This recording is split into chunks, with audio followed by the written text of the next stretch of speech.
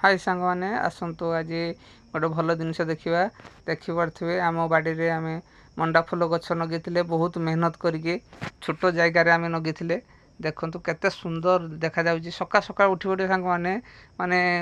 मन को एत खुशी लगे माने बहुत खुशी लगे से कथा कही सरबनी माने बहुत मेहनत कर खोड़ी खोड़ाई केते नगे जान बुझीपारे आपण नगे एरकम बुझीपारे देखु केते सुंदर है एपट मंडा फूल होती माने किस किस गछ मुझे नगे तार मुझे भी जाने बुझे पारे जो फुटिने मन फुटिने जना पड़